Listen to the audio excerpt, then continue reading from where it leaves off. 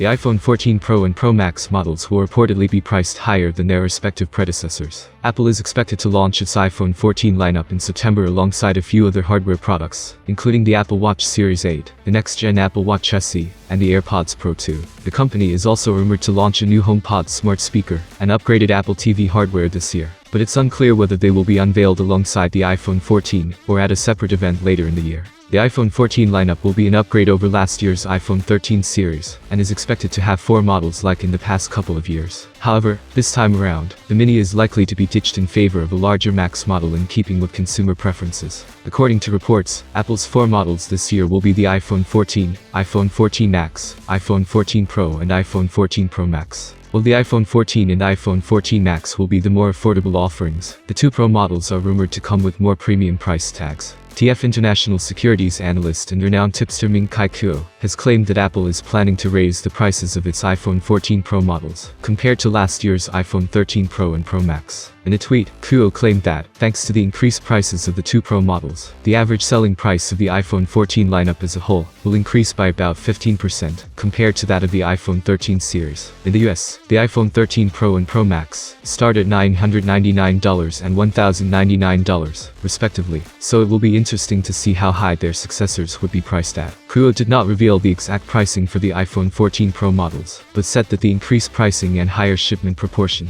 will help contract manufacturer Foxconn earn higher revenues compared to last year. Kuo also did not say anything about the 2 iPhone 14 base models, suggesting that the pricing of those 2 devices might be along expectations. While Apple might try to monetize the newer hardware and revamped appearance of the iPhone 14 Pro models by slapping on higher price tags, there could also be a few justifiable reasons for the hike. The 2 Pro models are expected to ship with a 48 megapixels main image sensor, an LPDDR5 RAM, which will be pricier than the 12 megapixels sensor and LPDDR4X memory found in the iPhone 13 Pro models. Apart from that, the iPhone 14 Pro models also promise to come with the all-new A16 Bionic chipset, which might also somewhat justify the 15% higher pricing that Kuo talked about. What do you think about the new line of smartphones from Apple? Write your opinion in the comments below. Thanks for watching, have a nice day, and see you soon.